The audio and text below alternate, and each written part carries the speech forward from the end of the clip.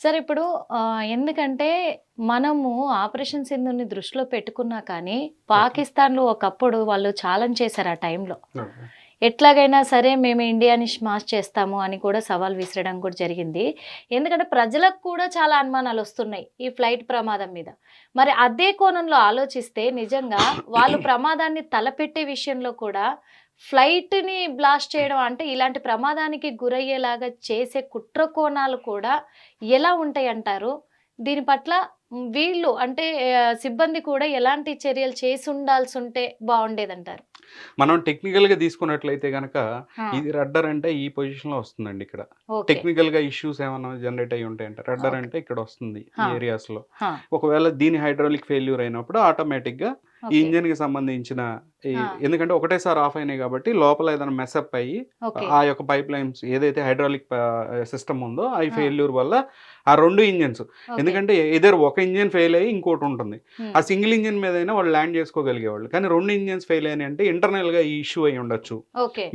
Maintenance part వచ్చేసరికి చాలా poor కండిషన్‌లో ఉండి ఉండొచ్చు ఈ ఎయిర్ క్రాఫ్ట్ అనేది ఆ! క్లియర్‌గా అర్థమవుతుంది. కానీ మళ్ళీ మనం వెనక్కెళ్ళి చూసినట్లయితే గనక మెయింటెనెన్స్‌గా చూడాల్సిన మెయింటెనెన్స్ వీళ్ళు చూడాలి. అట్ ద సేమ్ టైమ్ పైనుంచి మానిటర్ చేసే బోయింగ్ విమాన సంస్థ కూడా హ్మ్. ఆటోమేటిక్‌గా వీటిలికి కనెక్ట్ అయ్యి ఉంటాయండి సెంట్రల్ ఓకే. సర్వర్‌తో. ఆ! బోయింగ్‌కి సంబంధించిన సెంట్రల్ సర్వర్‌తో వాళ్ళు కనెక్ట్ అయ్యి ఉన్నప్పుడు, వాళ్ళైనా కొన్ని కొన్ని రిపోర్ట్స్ వాళ్ళు సబ్మిట్ చేసి ఎందుకు మీరు పూర్ మెయింటెనెన్స్ ఎందుకంటే కంపెనీకే నష్టం కదా! రేపొద్దున అవును. కూలిపోతే కొన్ని ఖచ్చితంగా. వేల కోట్ల రూపాయలు కంపెనీ లాస్ అవుద్ది అవును. బోయింగ్. అవును. They will be questionable. So, safety, security విషయంలో వాళ్ళని క్వెషన్ చేస్తది ప్రపంచం. హ్మ్. అందుకని వాళ్ళు కూడా ఇది టేక్ కేర్ చేయలేదు. ఎందుకు హ్మ్. చేయలేదంటే, బోయింగ్‌కి సంబంధించిన ఈ ఆపరేషన్స్ అన్నీ చూస్తుంది ఈ టర్కిష్ సంస్థ.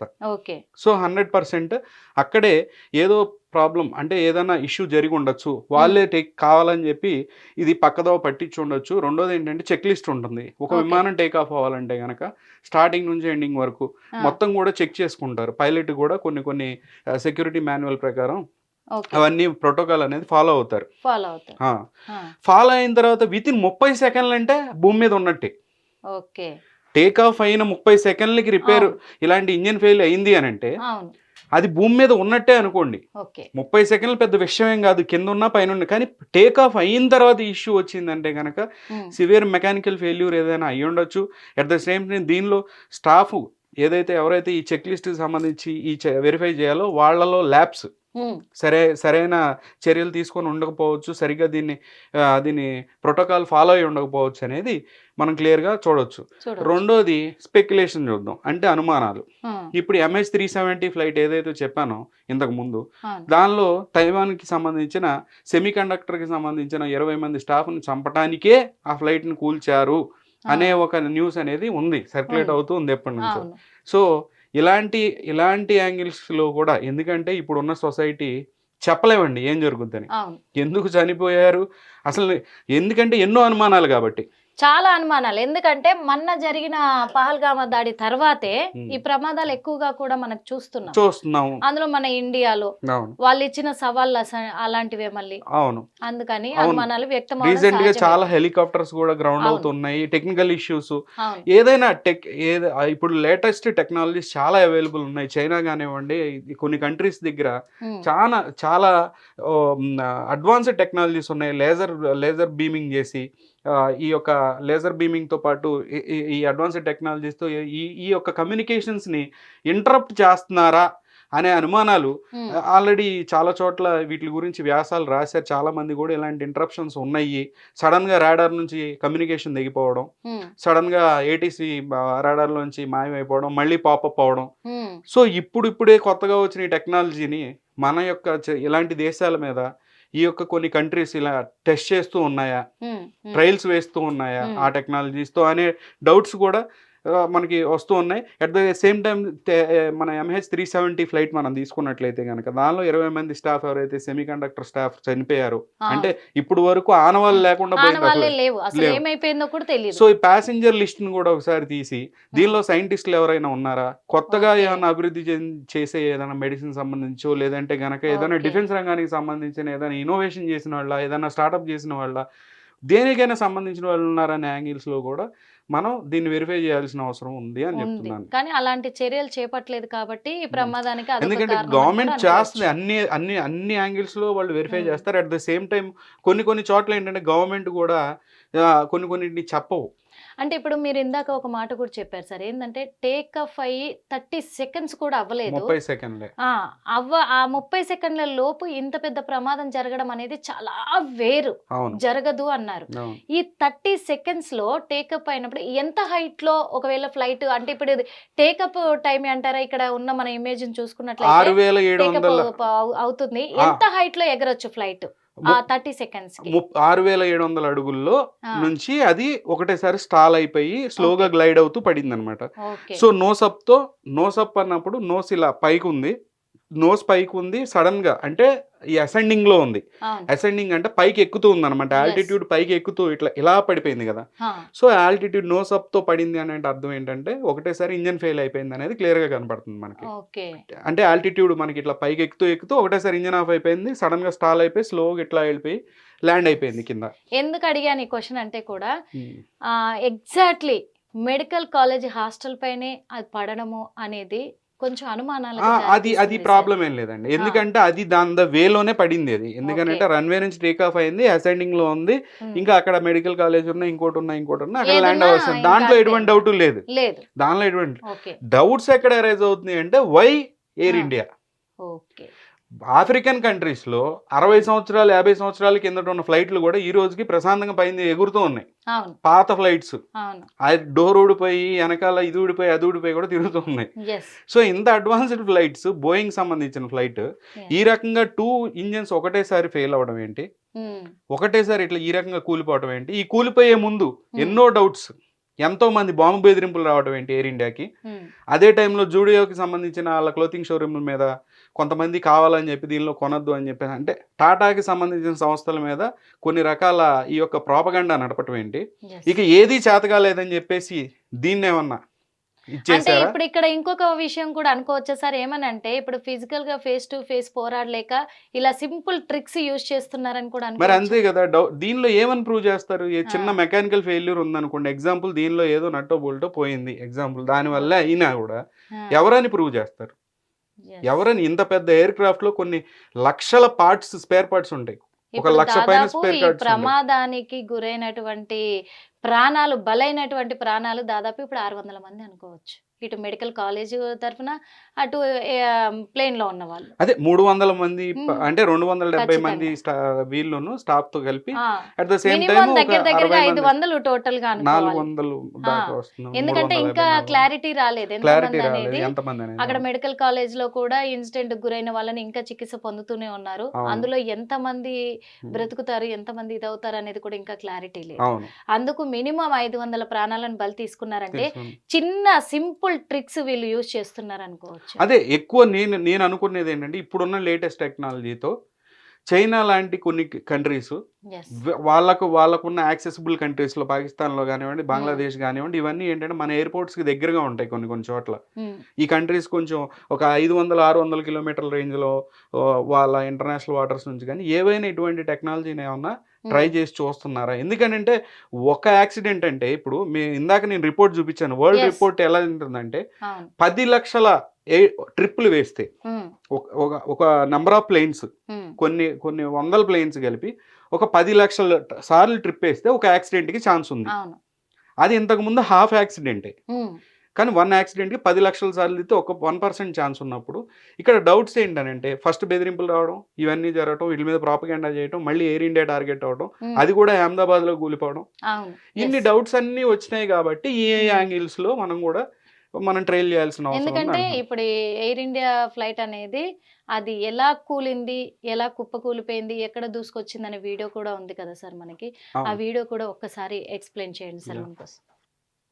సో మీరు ఇక్కడ చూడండి, ఇది అసెండింగ్ లో ఉండి ఒకటేసారి ఇక్కడ డిసెండ్ అవుద్ది. ఇక్కడ చూడండి, ఇది అసెండింగ్ లో ఉంది, నో స్టాప్ ఉంది. నో స్టాప్ అంటే పైకి చూపిస్తానే కిందకి దిగిపోతుంది. అవును. ఇట్లా ఓకే, ఇలా కింద వచ్చింది. ఇలా నో స్టాప్ లో ఉండి ఇలా ఫాల్ అవుతుంది. చూడండి ఎమ్మటే మీరు ఇక్కడ చూసినట్లయితే ఆ, ఇక్కడ చూడండి, ఆ, ఫ్లైట్ టేక్ ఆఫ్ పొజిషన్ లో ఉంది, టేక్ ఆఫ్ అవుతూ ఉంది, ఓకే. అవును. అసెండ్ లో ఉంది. ఆ, ల్యాండింగ్ గేర్ కొంచెం సేపట్లో ఆ, ఇది క్లోజ్ అవుతుంది అనమాట, ల్యాండింగ్ గేర్.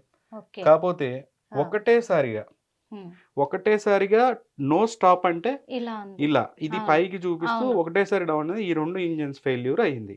ఓకే. అంటే ఇలా ఈ ఈ ఈ భాగము ఇలా పైకి అయ్యి ఇక్కడ డౌన్ అయినప్పుడు ఈ అసెండ్ 2 లో ఫెయిల్ ఉండంగా అవుతాయి. ఆల్టిట్యూడ్ ఫెయిల్ అయింది అని అంటే కంపల్సరీ ఈ 2 ఇంజిన్స్ ఫెయిల్ అయినాయి అనేది క్లియర్ గా అర్థమవుతుంది. ఓకే.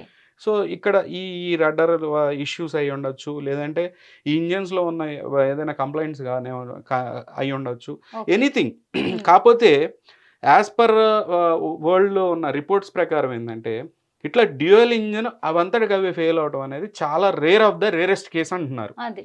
సో మనం ఏం ప్రూవ్ చేద్దాం అనుకుంటున్నాం అంటే ఇక్కడ ఇది ఏం జరిగింది అనేది డీజీసీఏ కానీ వీళ్ళు ఇన్వెస్టిగేషన్స్ ఇంటర్నేషనల్ బోయింగ్ వాళ్ళు కానీ ఇన్వెస్టిగేషన్ అనేది వాళ్ళు చేస్తారు, వాళ్ళు చెప్తారు. అవును.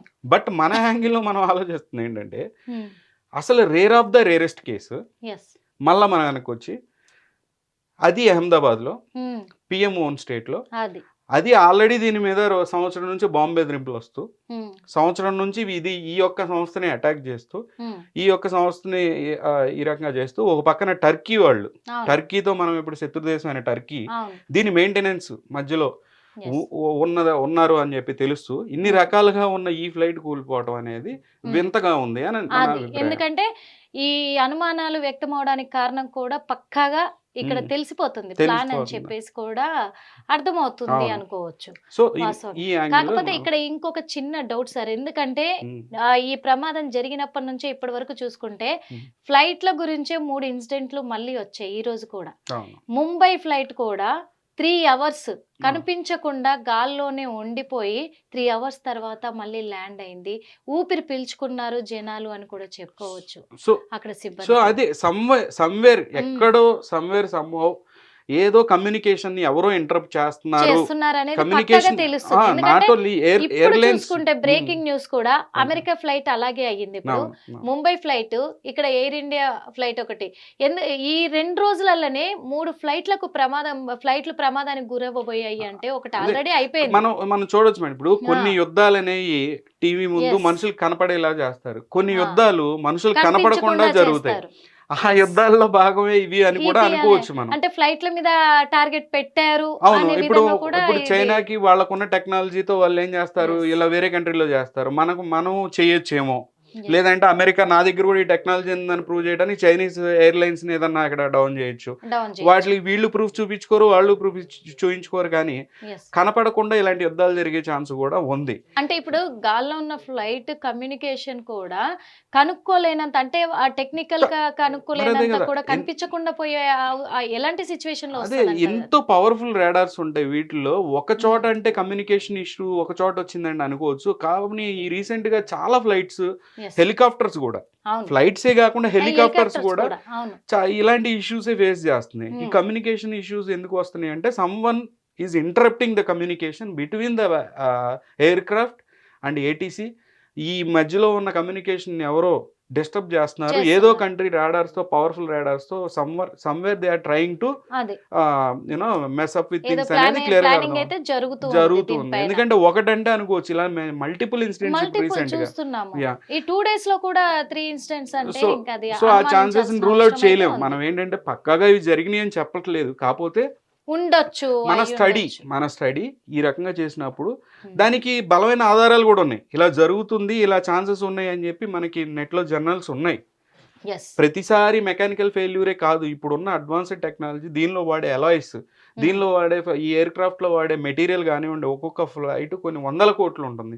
Yes. దీనికి వాడే అల్యూమినియం కానివ్వండి, దీనికి వాడే రోల్స్ రాయిస్ కానివ్వండి, పర్టికులర్ ఇంజిన్స్ కానివ్వండి, వాటిలో ప్రొఫెల్లర్స్ కానివ్వండి, ఆ ప్రొఫెల్లర్కి వాడే బ్లేడ్స్ కానివ్వండి, చాలా మైక్రో లెవెల్లో, మైక్రోస్కోపిక్ లెవెల్లో ఆ వెల్డింగ్స్ కానివ్వండి, అన్ని చాలా పర్టికులర్గా చెక్ చేసి ఆ ఎయిర్ క్రాఫ్ట్ని తీసుకొని వస్తారు. అవును. సో ఇంత సడన్గా ఈ రకంగా ఫెయిల్యూర్స్ అవుతున్నాయి అంటే సమ్వేర్ సమ్హౌ ఈ యొక్క కమ్యూనికేషన్ ఇష్యూస్ అనేవి ఉన్నాయి అనేది నేను నమ్ముతున్నారు. Hmm. కానీ నిజం చెప్పాలంటే, ఎందుకంటే ఈ ఒక ప్లేన్ బ్లాస్ట్ అవ్వడం అనేది ఇంతమందిని బలి తీసుకుంది. అదైతే చాలా బాధాకరం అని కూడా చెప్పుకోవచ్చు. కానీ దీని వెనకాల చూసాం కదా, మరి ఎంత క్లియర్ గా ఎక్స్ప్లెయిన్ చేశారు, ఎంత వేరుగా జరుగుతాయి ఇవన్నీ రేర్ కేసెస్. అంటే అసలు ఇలాంటి ప్రమాదం జరిగే అవకాశమే లేదు, కానీ జరిగింది అంటే దాని వెనకాల ఏదో జరుగుతోంది, ఎవరో డిస్టర్బ్ చేస్తున్నారు ఖచ్చితంగా. ఎందుకంటే ఫేస్ టు ఫేస్ పోరాడేంత లేకపోయినప్పుడు ఇలాంటి టెక్నిక్స్ యూజ్ చేస్తారు కాబట్టే ఇది పకడ్బందీగా ప్లాన్ కూడా జరిగుండొచ్చు అనే అనుమానాలు ఖచ్చితంగా వస్తూ ఉన్నాయి. ఆ అనుమానాలు రావడానికి కూడా కారణాలు ఏంటి అని కూడా క్లియర్గా ఎక్స్ప్లెయిన్ చేశారు. ఎందుకంటే అది నిజమే అని కూడా అనుకోవచ్చు. ఇప్పుడు మోడీ గారి ప్రాంతం అది, తన ప్రాంతంలో జరగడం ఏంటి, అందులో వాళ్ళు ఈ విసిరిన సవాళ్ళు అలాంటివి, ఇంకొకటి ఎప్పటి నుంచో వస్తున్న బెదిరింపులు కూడా ఇవి. అదే కాకుండా ఈ 2 డేస్లోనే, అంటే నిన్న ఈ రోజులోనే 3 ప్రమాదాలు చోటు చేసుకోవడం అనేది కూడా మనం చూసాము. కాకపోతే ఇక్కడనేమో వాళ్ళు అనుకున్నట్టుగానే ఆ ప్లాన్ వర్కౌట్ అయింది. మిగతా 2 ప్రమాదాల విషయంలో మాత్రం కొంచెం అలర్ట్ అవ్వడంతో ప్రమాదం నుంచి బయటపడ్డారు అనే కోణంలోనైతే మనం చూసుకోవచ్చు. అందుకు ఇలాంటి ప్రమాదాలు జరుగుతున్నప్పుడు కూడా సిబ్బంది తీసుకోవాల్సిన జాగ్రత్తలు ఏంటి, వాళ్ళు ఎలాంటి ఎంక్వైరీ చేసుకోవాలి, వాళ్ళు ఎలాంటి సిచ్యువేషన్లలో ఎలా వాళ్ళు చెక్ చేసుకుంటే బాగుంటుంది, ఎందుకంటే టెక్నికల్ ఇష్యూస్ ఏమున్నాయని ముందే వాళ్ళు గమనించాలి అని చెప్పేసి కూడా చాలా క్లియర్గా ఎక్స్ప్లెయిన్ చేయడం కూడా జరిగింది. మొత్తానికైతే మరి ఇది ఏ విషయంలో జరిగింది, నిజంగా టెక్నికల్ ప్రాబ్లమేనా లేకపోతే ఇది ఎవరైనా చేస్తున్న కుట్రనా అనే కోణంలో అయితే దర్యాప్తు కొనసాగుతూనే ఉంది. ఏం జరిగింది అనే విషయంలో మనం కూడా వేచి చూద్దాం. హిట్ టీవీ యాప్, ఇందులో short news, live news, entertainment shows, movies, digital magazines తో పాటు మీ జిల్లా వార్తలను కూడా ఫ్రీగా చూడొచ్చు. ఇంకెందుకు ఆలస్యం, వెంటనే హిట్ టీవీ యాప్ ని డౌన్లోడ్ చేసుకుని ఫ్రీగా ఎంటర్టైన్మెంట్ పొందండి. Hit TV app. Hit TV app. Please download Hit TV app. Hit TV యాప్ని ఫ్రీగా డౌన్లోడ్ చేసుకొని ఎంజాయ్ చేయండి. మీకు నచ్చిన ఎంటర్టైన్మెంట్ కోసం హిట్ టీవీ యాప్ ని ఫ్రీగా డౌన్లోడ్ చేసుకుని ఎంజాయ్ చేయండి. హిట్ టీవీ యాప్ని డౌన్లోడ్ చేసుకుని ఆస్వాదించండి, ఆశీర్వదించండి. ఇంతమంది సెలబ్రిటీలు హిట్ టీవీ యాప్ ని డౌన్లోడ్ చేసుకోండి అని చెప్తున్నారంటే ఎంత మంచి యాప్ ఆలోచించండి. అమెరికా అమెరికా అమెరికా అమెరికాలో చదవాలనుకునే వాళ్ళకి విశ్వసనీయమైన పేరు మన శౌర్య consultancy. UK Law 1 Year Masters. UK Law 1 Year Masters. 2 years work permit up to 5 years visa. Contact Saurya Consultancy. Contact 89851 89851.